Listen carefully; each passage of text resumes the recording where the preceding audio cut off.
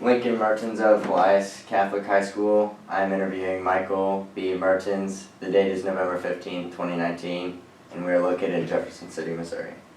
Where were you born? Jeff City, Missouri. In what hospital?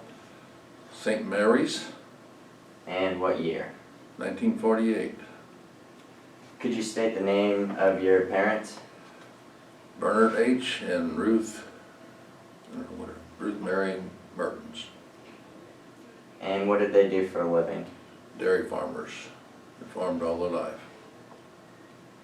Could you tell me the number of siblings you had? I have 7 siblings. There's 3 other brothers and 4 sisters. And what were their names? Carol, Otto, myself, Tim, Peggy, Mark, Lisa, and Janice. And did any of them serve in any military? Yes, 2 of them did. Both Otto and Tim were both active duty. I was National Guard the whole time. But Otto was a paymaster over in Germany, and Tim was, he had several different jobs over there. So he ran a motor pool and he ran some gyms and stuff like that, so. Do you have any interesting stories that they have told you? Otto used to follow the Grand Prix around Uh, and take pictures of them and stuff. He thoroughly enjoyed his Army career. There's a lot of guys that served during that time that didn't enjoy it because of the Vietnam War was going on, but he was lucky enough to get sent to Germany, and they take off and follow the Grand Prix around France and Germany and all the places. And how did your parents feel about you and your siblings joining the military? I don't think they had any objection. I don't know if we've ever talked about it. I call Otto Dick all the time. That's what the home name was, but his real name's Otto. He never had a choice. He got drafted, and I probably would have got drafted if I wouldn't have got into the National Guard. So Tim, I don't think he got drafted. I think he joined. And where did you attend high school? Elias High School. And did you attend college? Yes, I went to Lincoln for about 3+ years. I never did graduate, but I went there. Was this before you entered into the National Guard? It was while I was in college that I went to the National Guard. And what were you studying while you were there? Agriculture. Do you have any other stuff you'd like to tell about your education? This is probably something you shouldn't hear, but I didn't take my education serious. I wonder how I got out of Elias sometimes. I went to Lincoln, and with working on the dairy farm plus having a job, I didn't put much time in the studies and stuff, so it was probably a waste of my money and waste of time to do that, but you gain something out of everything, though. And did you have a job before you entered into the service? Yes, I had several jobs. I started off working for the Cole County Fair, and I think I made $1 an hour there. And then I worked at Stockman Feed for $1.25, and it just went up from there. I was working at Central Electric when I was going to college, $3 an hour, which I thought was pretty good back then. And I got offered a full-time job in the National Guard for $5.42, and I quit and went to work for them. That was considered good money back then. So I had one job of working for Central Dairy while I was going to college and stuff, and I was supposed to start off at $1 something an hour, and First night there, it snowed, and the guy that was showing me my job left after probably about an hour. So they give me union wages, which was $2 something an hour. Not much for union wages, but probably back then it's pretty good money. Yeah. And so what was life like when you first entered into the National Guard? National Guard, it was work. Back, you want to know about the military part or part of how my life was? Both. Okay, my life was just a continuation of what I was doing. I was working, going to school, and helping out on the farm.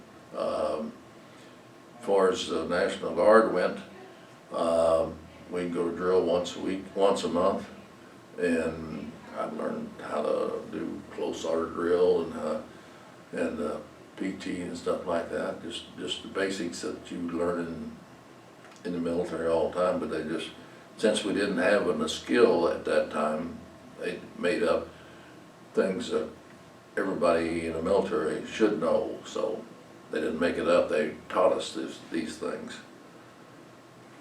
And why did you decide to enlist into the National Guard? Why did I decide to enlist the National Guard? For one thing, I was getting married. And I figured I was going to get drafted pretty quick, and if I was getting married, that probably wouldn't be a good place to be if I was married. So I enlisted in the National Guard. I spent 38 years in the Guard, and I miss people. I don't necessarily miss the Guard, but that's some things you miss and some things you don't miss, you know. So would you say the people are what kept you in the Guard for so long? That, and it was a full-time job for me. It was a career. I worked on helicopters, and they were interesting. I traveled quite a bit, so. What were some of the sacrifices you made when you joined? What were some of the sacrifices I made when I joined? Actually, I got married probably a week and a half before I went to basic. And so right away, after getting married, I was gone for 6 months. And you go away for 6 months, you don't get to see your family. And so, and back then, my salary wasn't much in the National Guard. I made $88 a month back when I was in basic, so there wasn't much to send home to my wife. How did you communicate with your wife and family while you were at basic? We got to make phone calls after about the 5th or 6th week. So writing letters was probably the biggest thing. I could write letters. Good afternoon, Alliance Catholic High School. Here are your daily announcements. And Mrs. Jarman's sophomore English class, period 3. Check your SIS to find your guided reading questions. They are found as an attachment. Quiz on Tuesday over chapters 9 through 11. There will be a meeting after school Tuesday for anyone interested in going out for boys tennis. We will meet at the courts, and then following the meeting we'll have open courts for both boys and girls. that's something. Students, make sure we have our student ID cards at lunch. On Monday, I will be checking daily in. announcements. If you do not have a student ID card, please come to the office and get one. Get one. Seniors, reminder that Jostens will be here on Tuesday, November 19th, during lunch to take your graduation orders. You must turn in your order form for a cap and gown, even if you don't want to order anything else. This will be the only day to turn in your orders. I think that's it. Have a great afternoon and a great weekend, Crusaders. Things have changed since I've been That's here. about it. Yeah. Just every time. NFL learners, please come to the office after dismissal today. Alec Barchitsky, Jacob Cowley, Jessica Cowley, Joey Kramer, Zane Crocker Neerman, Harrison Farmer, Casey Ferris, Ethan Harrigan, Brian Kirsch, Jason Cobb, John Lorang, William Smith Grandvin, We're eating- Carolyn McCurran, Cole Peters, Kaylee Rodeman, We're eating up Belinda actually Robbins, interview and time. Hunter Schulte. That's true. Now, have a great day, Crusaders. What were we talking about? How you communicated with your wife and Letters. family. Letter was a big thing. I said we could write letters and mail letters, but as far as talking on the phone and stuff, we never got it. We couldn't leave the company area, so. Do you have any vivid memories of your basic training? Basic training? Yes, I do. Being on the farm, I was pretty good health. Had lots, quite a bit of strength, and I remember with the first PT test we took, we had some reservists grading us, and the reservist that graded us, he said I ran the mile in 8 minutes and something like that, and I said, no, I ran it in 6. And my drill instructor said, well, because if I ran it in 8 minutes, gonna have to do remedial PT. I went to him and said that they made a mistake, I ran it in 6. He said, well, if you can knock 15 seconds off your time, don't have to do remedial PT. I said, so, okay, I can do that. Well, come time to do the remedial PT, I had also signed up for choir at church. And I went to him and said, where do I go, to the PT or to the church? He said, you go to church. So I went to church, and from that time on, I very seldom ever did PT. I ended up being weapons guard, being stuff like that. But on the same token, when we ran to the ranges and stuff, and most time we ran, we didn't get trucked out there. If somebody started falling out, me and myself and another guy from Mississippi would go back and take their pack and take their weapon and kind of get them by underneath the shoulders and come on, let's go, you can make it. And I think the drill sergeant didn't see that, so he didn't bother me about PT. And so I very seldom ever did PT in basic. And what was the best part, in your opinion, of your basic training? Best part is the people.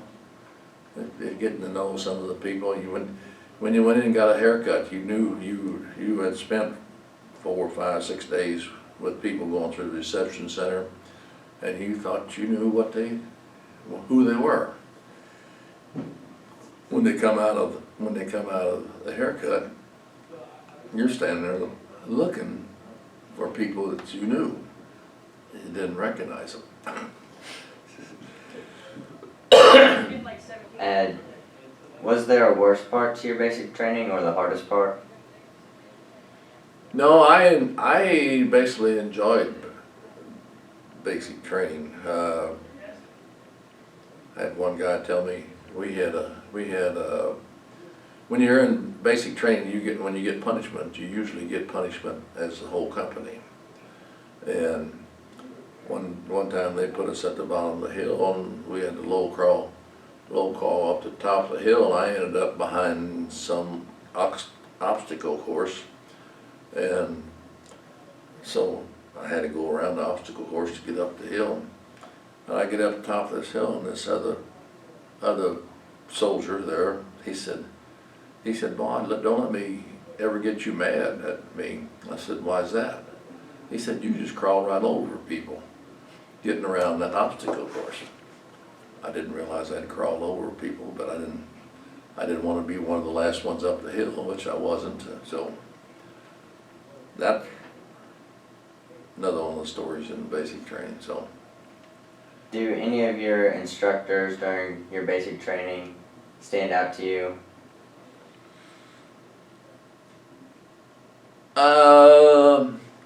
My drill sergeant didn't. A lot of the drill people, or drill academies and NCOs, didn't get along with our captain. So it all depends on what kind of mood they were in that day, how hard we worked and stuff like that. So that as far as some people being really good at instructing us, I remember their personal traits. A good buddy I had from Tupelo, Mississippi. We was running around all the time together, and he always happened to get in trouble a little bit. And one night we stayed up and played cards most of the night, and I don't know if somebody found out about it. The next day, this senior drill instructor took a cigarette and ground it out in his hand that was lit. He said, "That's what you are to me," to the guy from Mississippi. So there's different things that people did. So. And after basic, what was your first assignment or task? My first assignment, I was sent to Fort Rucker, Alabama, and that was probably one of the hardest things I had to do. One of the hardest things, I guess, is let's put it this way: I'd made friends in basic training, and I knew who they were, and I was the only one that got shipped to Fort Rucker. So I was down in Fort Rucker, and I got laid over almost a week before they assigned me to a class and stuff. And a week of doing a little bit of nothing and you can't leave the company ever again, so you're just about sitting there going batty. And then I ran into 3 other guys from Jeff City that were in our unit after that, so it's a different story. And after your basic, did you receive any specialized training? Yeah, that's when training on the helicopter started. I got trained on the OH-23. I don't know if you watch MASH or not. MASH has got the OH-13. OH-23 had an enclosed tail boom instead of that, but they was all just 2-seaters, and on hot days, if you had 2 big guys inside them, they very seldom ever lifted off the ground. So they're not what we have now, the modern helicopters. They're the old things. So could you tell me a little about the kind of training you had to go through to be able to work on this helicopter? We learned how to those helicopters had recip engines on them, and we learned how to tune them up, work on keep the main rotor blades in track so they didn't get out of, so they had as much lift as they could possibly have. They got bent up. Now, most of those helicopters come out of Vietnam early in the days, and there was lots of patches on them. It was like a bubble sitting in front of you rode in front of a bubble. In the wintertime, if you didn't keep those doors good and fitted, it got cold in there. But it's ordinary, everyday maintenance like you would do on your car, truck, or anything like that. You change the oil in the engine. You change there wasn't no transmission. It was a gearbox, but so there wasn't no oil change in the gearbox. But those are the kind of things we'd have to replace bearings and stuff like that. And did you receive any special qualifications that allowed you to fly any aircrafts or drive certain vehicles for the National Guard? Yes, you have to get a driver's license. You drive in the civilian world, but you don't drive in the military unless you get trained on particular pieces of equipment. I never did. I took a test to go to be a pilot one time, and I missed scoring the minimum on the pilot's test. But there was 3 of us that took it. I was the closest one that took it. I could have took the test over again, but I was getting close to the cutoff age for becoming a pilot, and I would have had to get a waiver for my finger being gone, so I didn't take the test anymore. But There's trucks, I drove everything from Jeeps to tractor trailers or 5 tons, wreckers, whatever. You know, at 38 years, you get used to driving a lot of different things. Looking back, do you regret not getting any other qualifications to like fly? I don't know if I would have been good at flying. I enjoyed flying. I flew several times with pilots. They'd let me fly. And the UH-1, I could sit there and hover just like nobody's business. But the 58 is a squirrely thing, and I'm with my brother-in-law one night. He was letting me fly, and he said, getting ready to do the landing, and he said, "You think moving instead of moving." He said, because the wheels coming down, getting close to about 10, 20 feet off the ground, all of a sudden I had turned the thing completely around, was going backwards and everything else. So I don't know if my reaction time would have been good enough for me to be a pilot. So While in the Guard, did you receive any promotions? yes, I went all the way up from private. I had taken ROTC at Lincoln, and so I was a PFC before I went, but according to the training NCO, you could not go to active duty to basic training to be anything but a private. Well, after I got out of AIT and stuff, they found out a regulation said I should have been a PFC the whole time, so they paid me back pay of $200 some for 6 months. But I went all the way up through the ranks to the highest rank that enlisted had, Sergeant Major, so I did good. And what was it like whenever you got a promotion? Like, was there a ceremony or anything? They usually give us a promotion in formation. Our formations were basically assemblies where they get, like here in Elias, they get everybody together that's in one grade or something like that. And we got the whole company together to get promoted. And what was the hardest part for you when you were adapting into the military life? That would be a good question. I don't know if I had a hard part. What was the easiest part in adapting to the military lifestyle? The easiest part was I just continued to do what I normally do. As I think back on it, the military taught us discipline. It taught us you don't think, in basic training, you don't think for yourself, they think for you. So you learn how to do everything as a group. Like I said, you got punished as a group, you did everything. You went to the PT as a group, you went to the firing range as a group and stuff like that. So military was good for everybody. And did you serve during a period of war?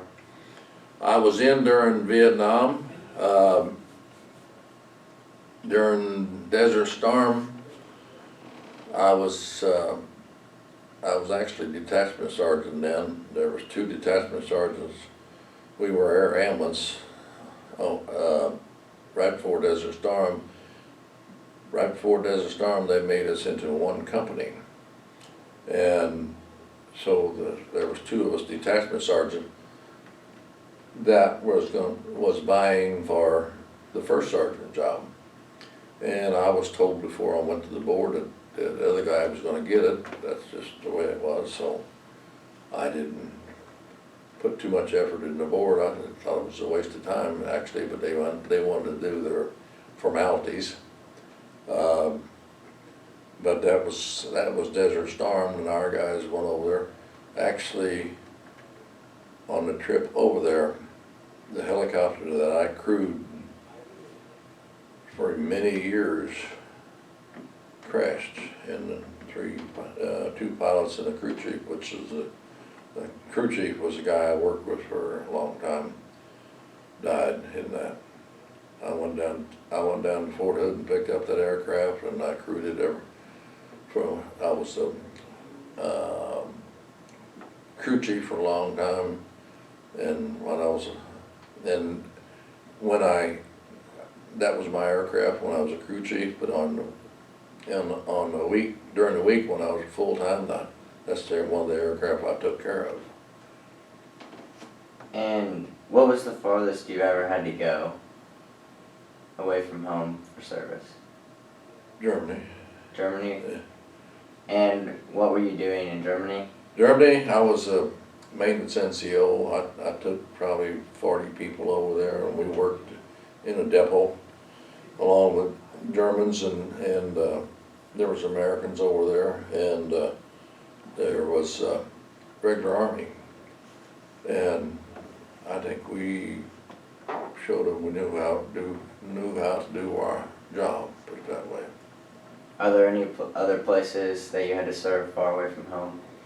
I went to Guatemala on a humanitarian trip. I was NCO in charge of the aviation detachment down there. So we built schools and hospitals, and not hospitals. We did health checks or whatever. Like people come in and get shots, and they check over the children and stuff, and do basic medical stuff for them.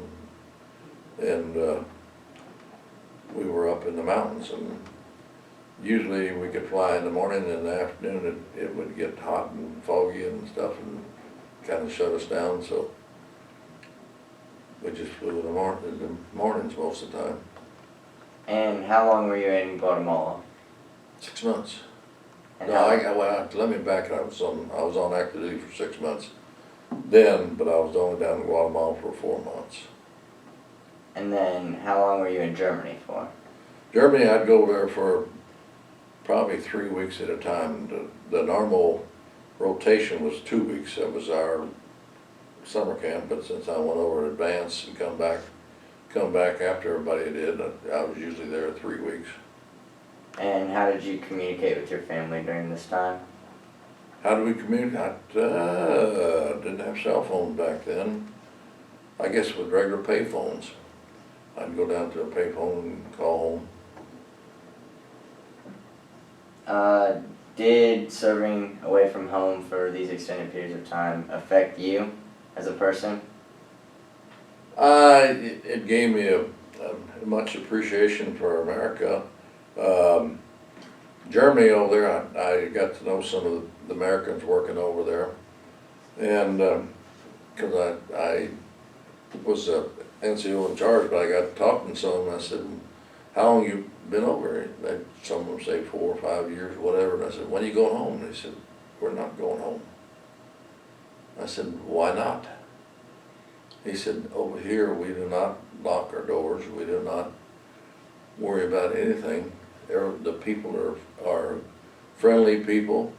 And we found that out. It was over at Vance. It was on a Good Friday, and we went into a restaurant and wanted to order fish, something like that. And the lady didn't know how to speak English. Well, her husband did. He come out and finally took our orders, but when it come time to pay, we just held out money, and they took what they needed, and that's all they took. So the German people were good, friendly people. So, did you make any friendships while you were serving away from home with people that you hadn't already had friendships with? No, not lasting friendships. No, I would say no.